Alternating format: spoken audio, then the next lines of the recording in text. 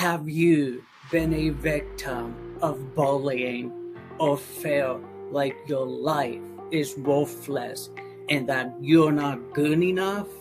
I'm Waylon Myers, and I have experienced these issues all my life.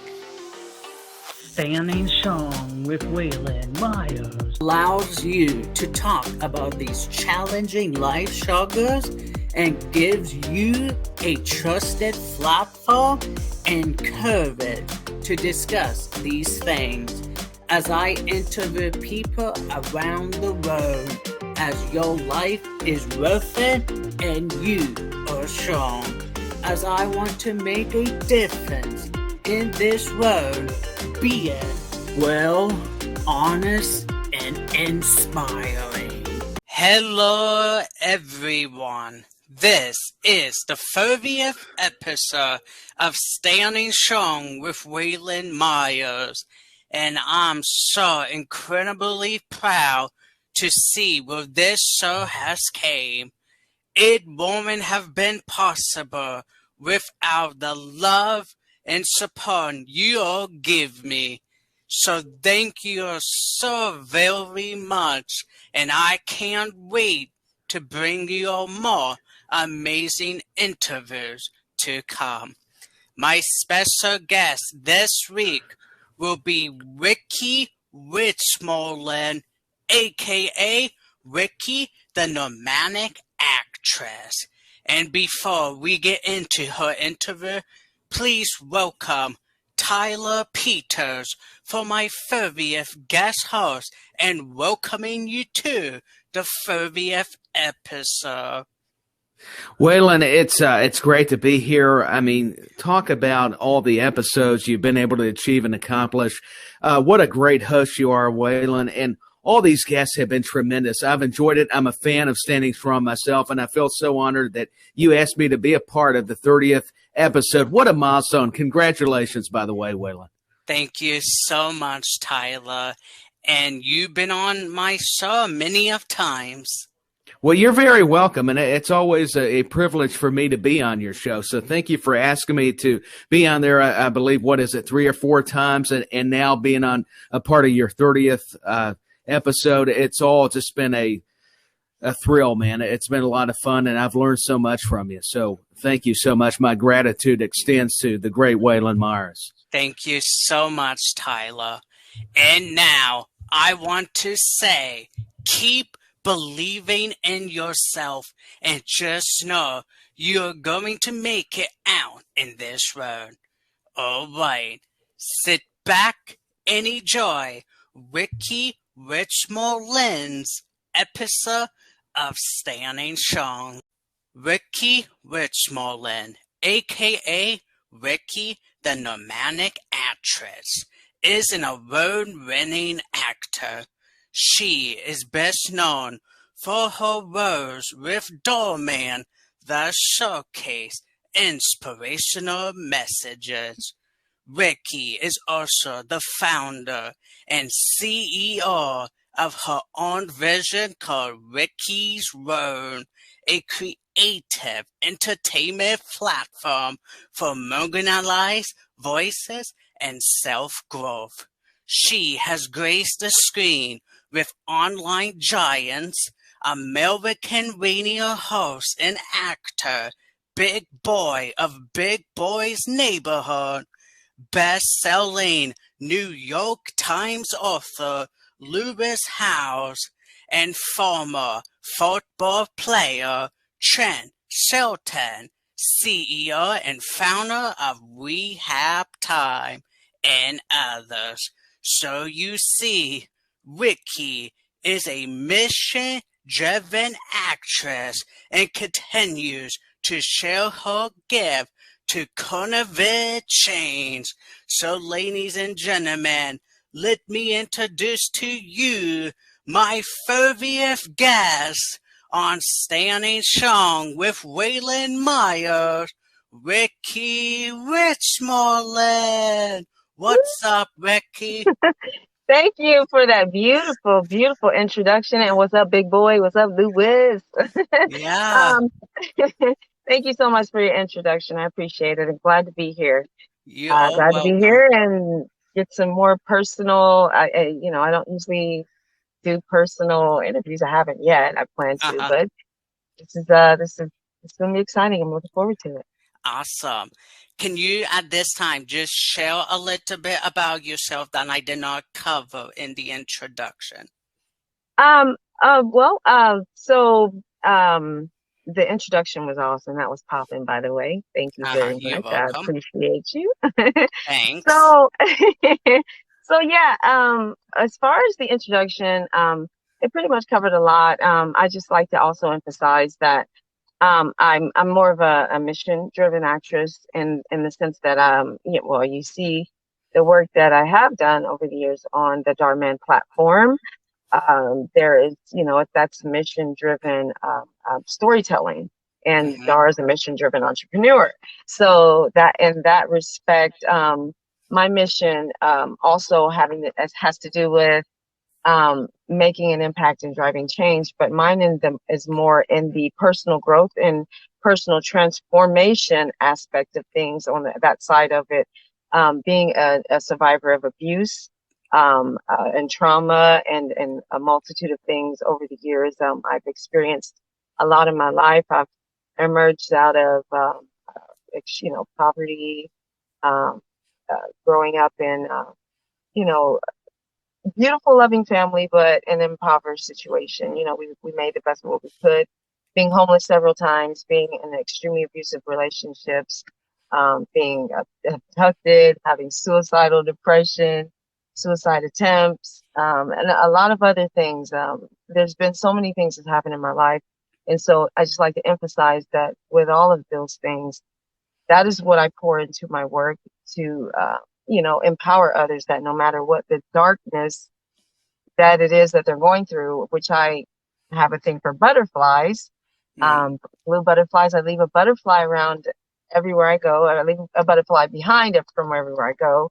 I gift them to people or leave them behind. If you see a blue butterfly, Riki was there. There are also a few of those butterflies in some of the Dhar Mann videos in the background. If Uh-huh. you look, you play I Spy a Blue Butterflies if you find one. But Yeah. so I leave those, and as a reminder that even in my life, I've gone through these dark phases, and I've had triumphs as well. I have my children. I've had beautiful things happen, but through all the darkness and all of the cocooning, which I parallel that to metamorphosis and cocooning, like that of the metamorphosis of the butterfly, that after the darkness and after all of that, you will emerge okay. You'll be all right. You'll be free. You just sometimes we have to learn to surrender and trust the process as well. We do what we need to do through that process, but you're going to emerge okay. It's going to be all right. And when you come out, you're going to come out even more beautiful, fully changed into something extraordinary and incredible and even better than before. And you can fly. Yeah. So, Absolutely. I love that. The thank you. first question, you're welcome. The first question that I am going to ask you, were you the victim of bullying? If so, how did you overcome it?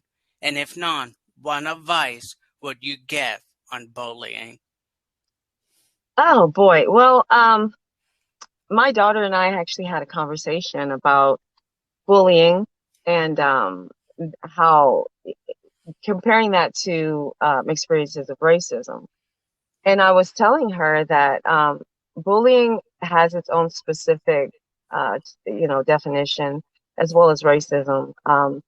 However, there any bullying that I have experienced in my life has been a direct result of racism, which is interesting. And bullying can come from a lot of different things, but in my experience, it's been primarily from racism. I've had bullying also from being poor, growing up poor. I mean, we didn't have the best clothes. We wore clothes from the Goodwill, from the shelter, clothes that were donated, and I got cracked on.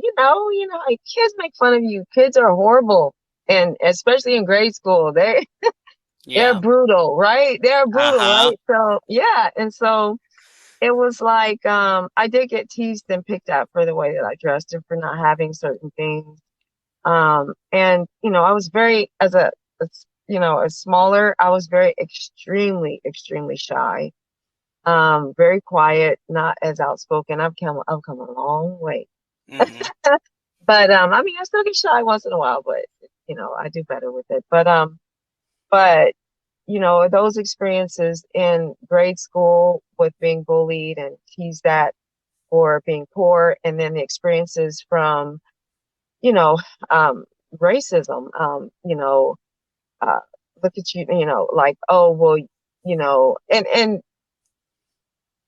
beauty should be all across the board, but there's a common thing that people say, oh, well, you're pretty for a black girl. Well, it's like that's an exception, like that's not the norm. Like that's it's the weirdest thing for people to say, but I've been literally, I would say, systemically bullied due to racism, and that systemic bullying for me resulted in a massive, horrible, horrible period in my life, being bullied by the system.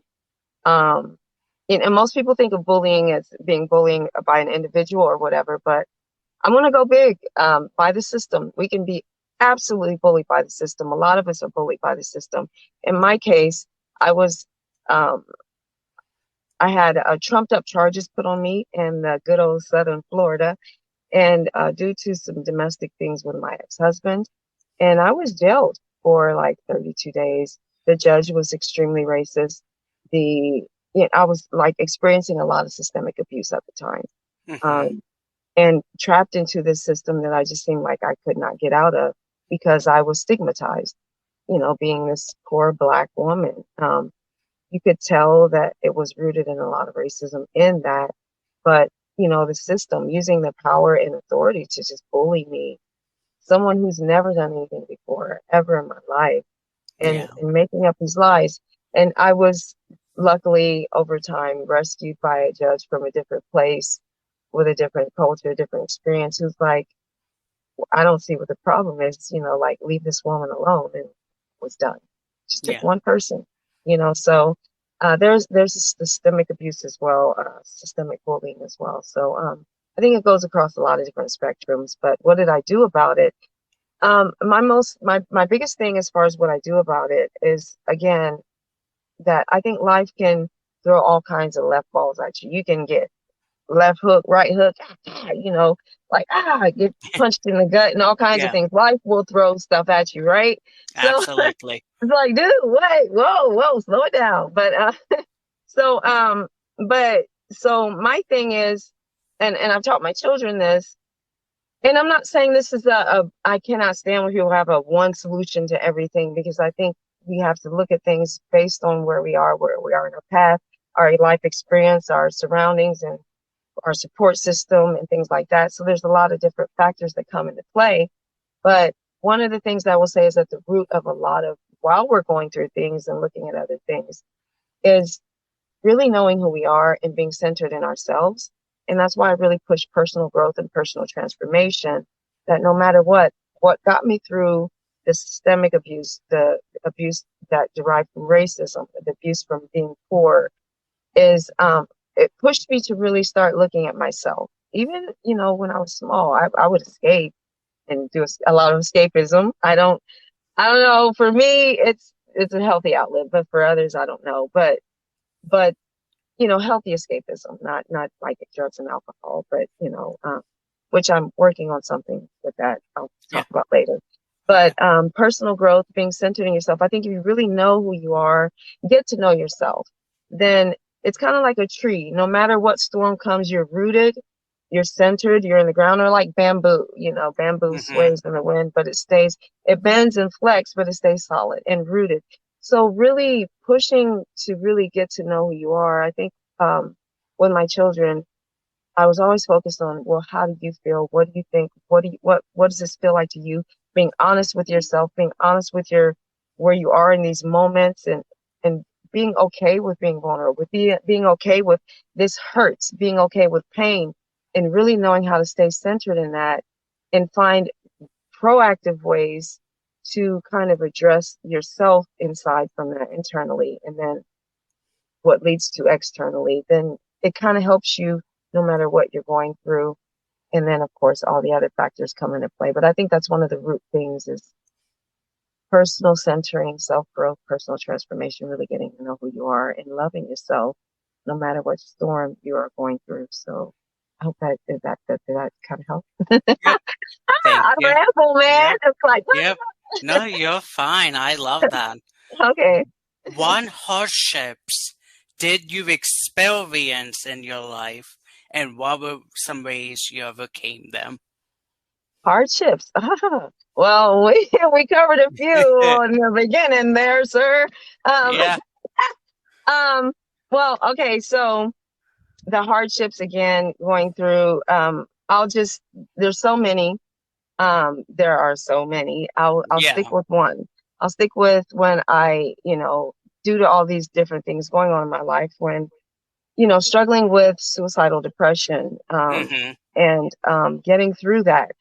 There was a time I was even at one time, and that's another thing with the medical system, and especially minority groups and Black Americans. Sometimes we are misdiagnosed, and that's a problem. Mm-hmm.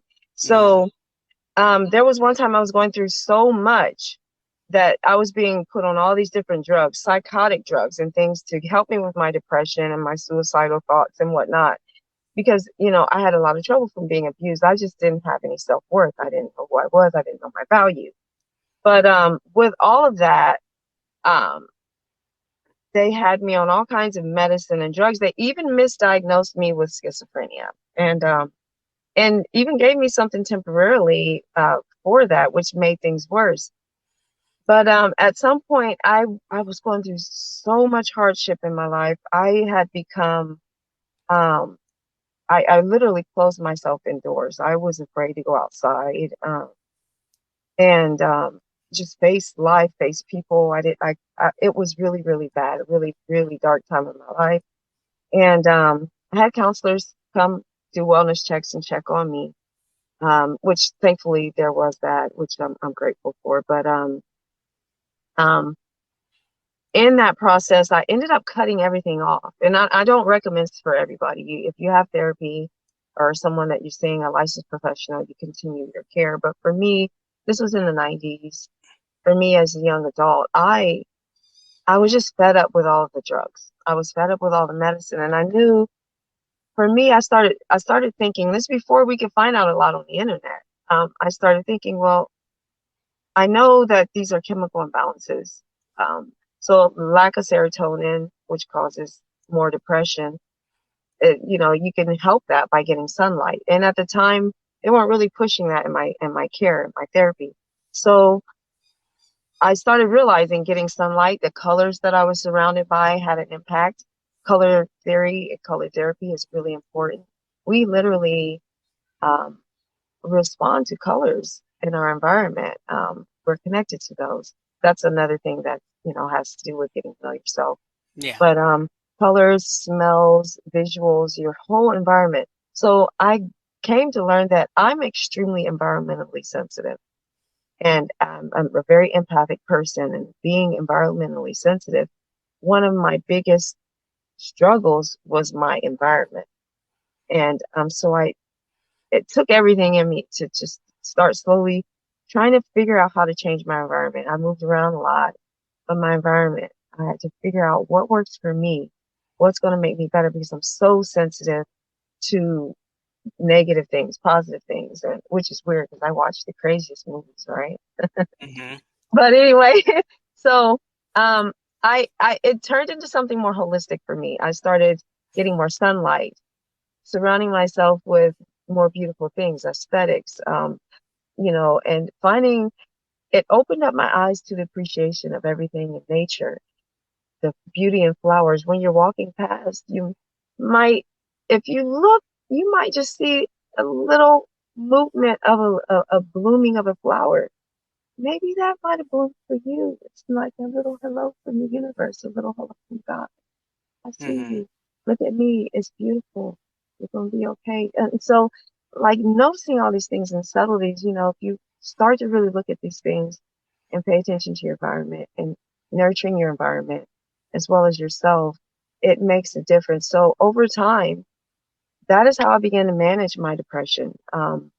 I'm working on things right now that have to do with making my environment better and taking care of me. My friends call me Bubble Girl because when I say I'm sensitive, I'm sensitive. Mm. But so just over time, I was able. I'm medicine free. I do not. My phone is getting a little hot. I'm medicine free. I do not have to do any drugs or anything like that for my care, which again, I don't recommend for anybody, but I just will focus on a more holistic kind of thing that has to do with myself, my Hmm. environment, and then foods I ingest as well. And so all of that comes into play. So, that's kind of how I address that. So I hope that answers your question. How do you relieve or manage stress?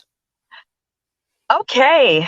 Um, how I relieve and manage stress. Okay. Well, as I was saying before, um, I had learned about looking at my self-care, my mental care and everything in a more holistic way. So relieving mental stress and things like that, relieving any kind of stress. One of my first things is being environmentally sensitive is I take and look at my environment and how it might be being impacted by that, as well as with all the sensitivities that applies to what I ingest as well.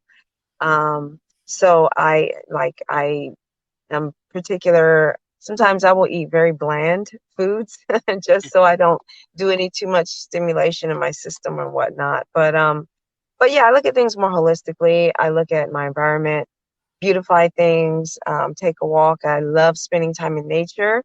One of the ways I do unwind in nature, I love talking to trees and hugging trees and talking to flowers and plants and animals and just kind of communing with nature. And I like to take my shoes off and walk barefoot and sink my feet into the natural soil and connect with the earth. So one of my things is immersing myself in the nature, being environment, smells, colors, foods, all kinds of things. So I just kind of look at what I'm eating on all levels, mentally, spiritually, uh, emotionally, and physically. So, yeah, Awesome. I love that. thank you. You're welcome. Do you have a favorite inspirational quote that sticks to you to never give up? Oh, it just sticks to me. That one that sticks to me that never give up. Why can I not talk right No, you're now? fine. Okay, so an inspirational quote that sticks to me that helps me to remember never to give up. Well, this is where I think you had kind of mentioned this to me before, and I struggled with it because there's so many different things. But I'd have to say there are a lot of things that inspire me to never give up. And just it can be a person, Hmm. um, it can be something I see, but as far as a quote, oh man, there's so many. I really could not narrow that one down. I will say this though, one thing that helps me to keep going to never give up. And I guess you could kind of look at it as a quote. A friend of mine, Lisa Holiday. What's up, Lisa? How you doing? I love you, Mama Lisa. I'm just saying. I love my girl. I have the Yeah. best friends, but she always says to me, um, one thing she said to me, and I've taken with me ever since. In the middle of like stress, and when I feel like I just can't continue, she's like, "Well, let's see what we can do. What can you do? What can you do?" So for me, it's more about shifting your focus, and then you find your inspiration out of that. So in the middle of something, instead of looking at what you can't do, what can you do? And that always brings me back to where I need to be. Okay, what can I do with this situation? There is always something you can do. What can I do in this moment, right now, with what I have? What can I do? Um, Even if it means eating an extra French fry. I mean, it can be something so minute, is my point. but it's just, it shifts everything. And it kind of, with that shift of perspective, it kind of helps you to put you in a different place where you're not giving up. You're just taking things at a smaller level of steps and moving forward. So that helps. Right. Yep, I love that. Thank you. You're welcome. One of your favorite music artists that helps you unwind. A favorite music artist that helps me unwind. Okay. I would say, sorry, I'm looking at I would say, okay, well, it depends on my mood. You know, moods, they go. But if I have a tendency, and this is where it goes with knowing who you are, getting to really know yourself. I like to really be in touch with my feelings, Mm-hmm. and being honest with my feelings. I really, really have a high value of having high emotional intelligence or high EQ. Um, and so, because it helps you navigate through life, you know, in a Yeah. very authentic and transparent and vulnerable way. So sometimes I'll listen to melancholy music. I have some old soundtracks that I love to listen to by Sia. Mm-hmm. Um, she has one that says "I am here," and it's really melancholy. It sounds really depressing, but it helps me kind of be in those moments and to be honest with whatever I'm feeling. You know, if I'm down or whatever, I just want to feel that because it can give me a realization of something that I might have missed, you know, the first time around. So, yeah, when I'm down, I might listen to Melancholy Sia, or if I'm feeling a little saucy, I'll listen to a favorite artist. Her name is Buika. She does Latin music. So it just kind of depends on what I'm feeling in the moment. Absolutely. That's correct. How have your experience affected your life long term, good or bad?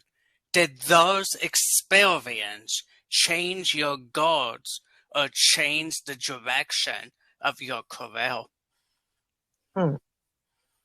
Okay, so how have my experiences affected my life long term, short term, long term? And what was the second part? Good or bad?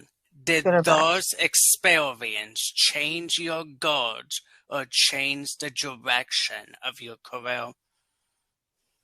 Oh, yeah. Well, oh, all of, I, one of my philosophies in life in general, you know, of course, is your personal self, getting to know yourself, personal growth and transformation.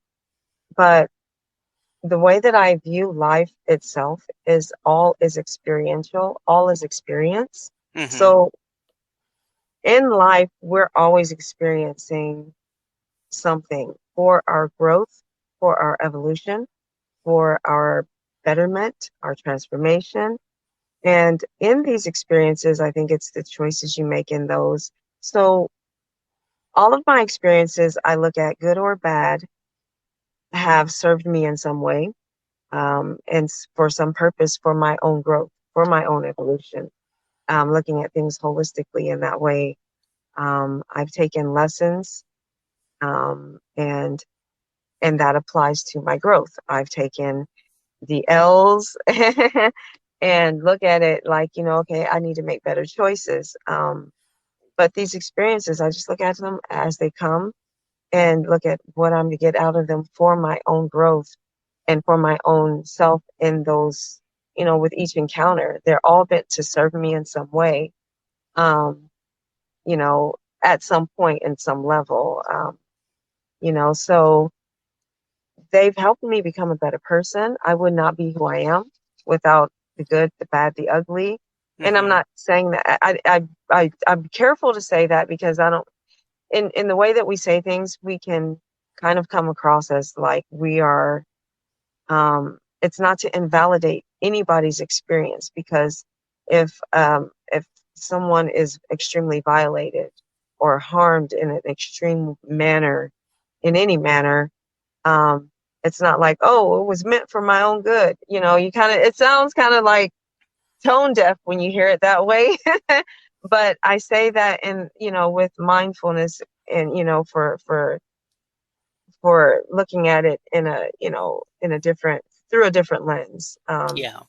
It's not to invalidate anybody's experiences, but I think that after we go through something, and it doesn't mean that you're at fault or whatever, that, you come out better than before. And I hope I answered that question. I don't know. Yeah. I'm not really sure. Nope, you're fine. Great answer, great response. Now, you have played in a lot of Dhar Mann films. What has been your favorite episode that you have ever filmed with him? Okay. I used to get asked that a lot and I had trouble, but I have narrowed down at least a couple. Because they're all, just amazing experiences. And so, but a lot of them I've highly related to. I mean, I was literally living the situation of the character I played. I was living it sometimes at the same time. Mm-hmm. In the beginning, people didn't know I was actually homeless, playing a homeless woman. That's pretty much what it was. Yeah. Tapping into that. But there was one that I played, a woman who was an the older woman pursuing her dreams to be an actress. And she had gone through the ringer. She was bullied and mistreated, but she kept going. She kept pursuing, and she stayed persistent, and she became this big, success. And so in that respect, I had come out, kind of a little context behind that. That was shortly after a really good, I went through heck. A best friend of mine had passed away. And it was while our beloved actor Carl Judy was sick and in the hospital, and I was really concerned about him because he's a really close friend of mine, like one of my best friends here, like a big brother. And I wasn't really sure if I wanted to do that shoot because I was going through a lot. It was a rough period for me, and I was in a lot of pain. The directors were awesome. Ruben, you the man. He was very understanding. Like, let me know if you up to it, But I took the role for Carl, actually, because Carl and I used to have these conversations about how he used to say he wished he would have pursued this when he was younger as an actor.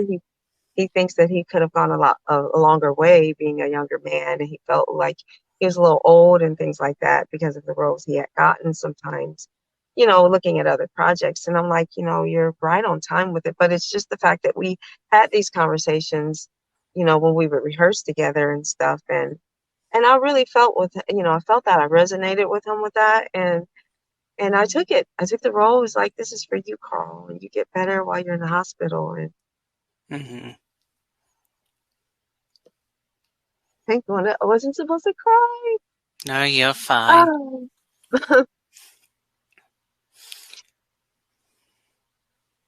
That was my boy.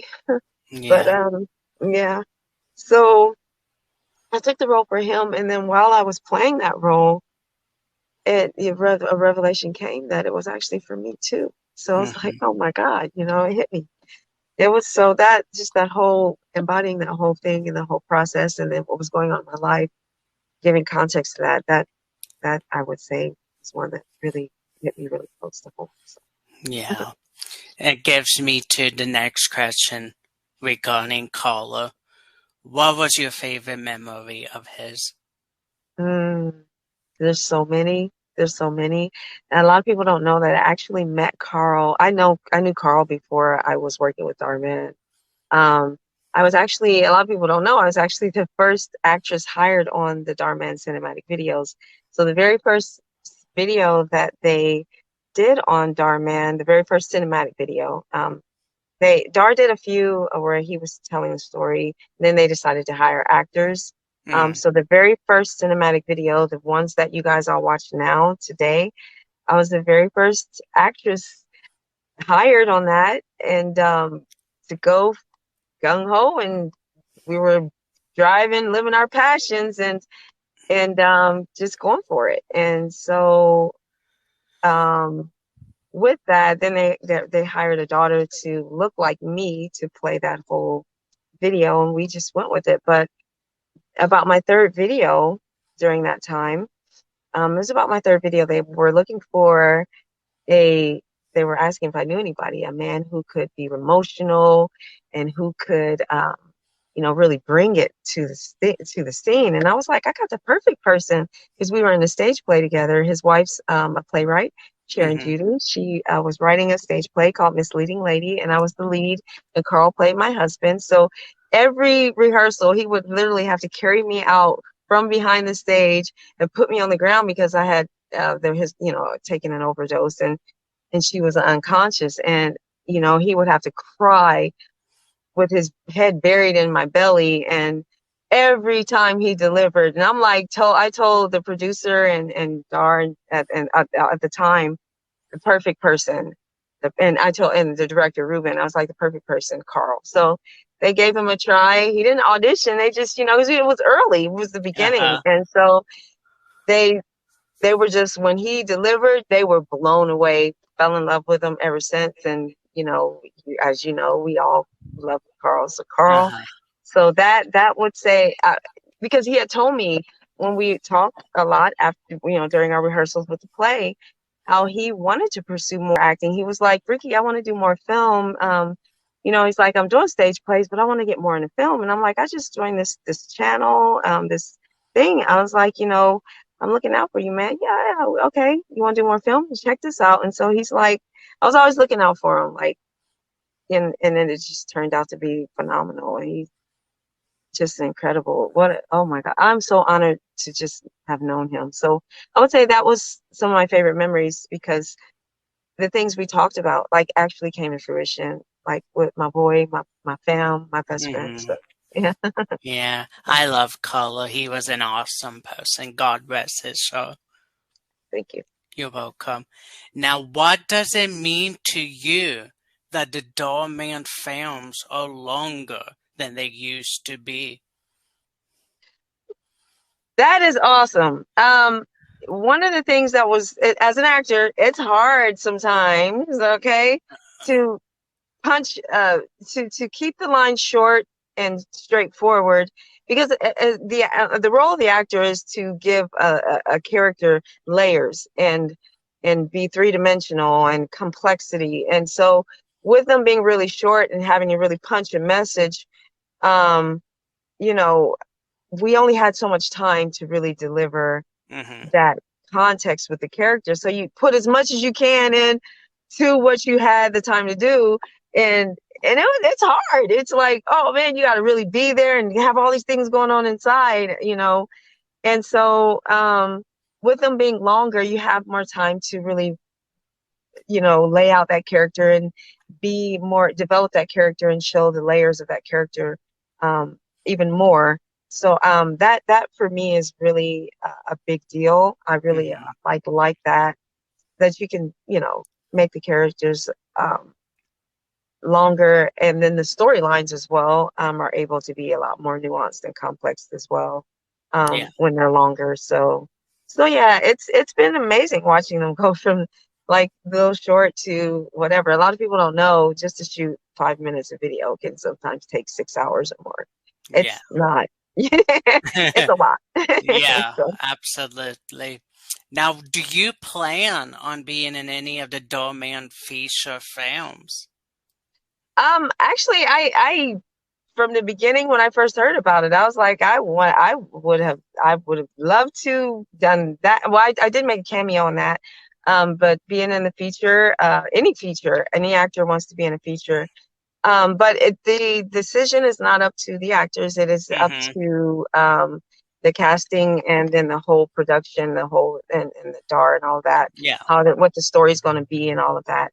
But, yeah, we all are like always game for the whole feature. When we found out like there was going to be features, we were like, whoa, you know, so we even had some of the actors like talking like, it'd be cool to put all the OGs in a feature, But yeah, ultimately the decision is not up to the actor, but from the jump I was like, hey, I'm in, Yeah. so Yeah, absolutely. Now, before we wrap up this interview, what advice would you give to someone out there who feels like they are not good enough to accomplish anything that they set their minds to? What advice would you give them?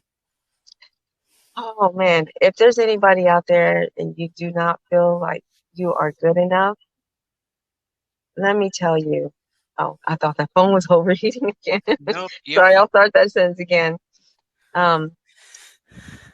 Okay. What I say to, if there is anybody out there who does not feel like they are good enough, coming from someone who has been through the ringer, like I said, I have a story that'll be more, I'll be sharing more of, but I have gone from being in the streets to being beaten, spit on, kicked, stumped in the head, treated like I was a piece of trash. I've gone from being discarded, abandoned, abused. I've gone from being poor, impoverished, brutalized by a system, to just so many things. And even through all of that, looking back on all of that, I had to come to realize that no matter my situation, there was something inside of me that kept me going. There was something inside of me that kept me strong. There was something inside of me that kept driving me to persevere. Even in those times when I tried to give up, there was something always there fighting. And for those who are religious, it's, we rely on God for that. And I think that we also are given a lot of our self-drive and a connection with source and things like that to realize somewhere deep inside there's a little voice that's always speaking to you, that's always there. And that is the true essence of you. Whatever that is in there, if you can just hear it, your value is like a little tiny diamond that's just waiting to be seen. It's covered up with all this stuff. But don't ever, ever, ever think that, and then sometimes it's like coal mushed into a diamond. Sometimes we see ourselves as a piece of coal.